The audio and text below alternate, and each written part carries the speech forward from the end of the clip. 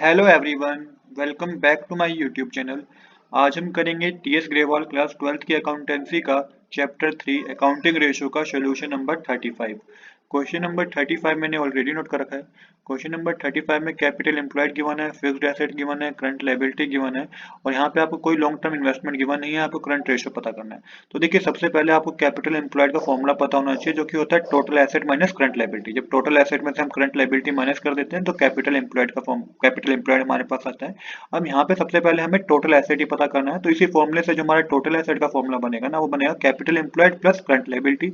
अब capital employed में current liability plus करेंगे तो ये आपके पास टोटल एसेट आएंगे 22 लाख के। अब आपके पास टोटल एसेट आ गए। अब आपको करंट एसेट पता करना है, क्योंकि करंट रेशियो पता करने के लिए करंट एसेट का होना जरूरी है। तो टोटल एसेट का फॉर्मूला क्या होता है? Fixed asset plus current liability current asset. अब यहाँ पे फिक्स्ड एसेट भी हमारे पास है, हमारे पास करंट एसेट, हमारे पास टोटल एसेट भी है। टोटल एसेट हमारे पास 22 लाख है, फिक्स्ड एसेट हमारे पास 14 लाख है। अब ये माइनस करेंगे आप, तो ये आपके पास करंट एसेट आएंगे 8 लाख रुपीज के, क्योंकि 14 lakh right hand side plus का है, लेफ्ट हैंड साइड जाके माइनस हो जाएगा, तो करंट एसेट आपके पास 8 लाख रुपीज आएंगे।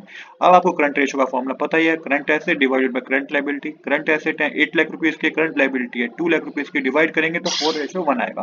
तो करंट रेशियो हमारे पास 4:1 है, तो यही हमारा करेक्ट आंसर है। आज के लिए इतना ही। I hope you like this video. If you like this video, please do subscribe this channel. Thanks for watching.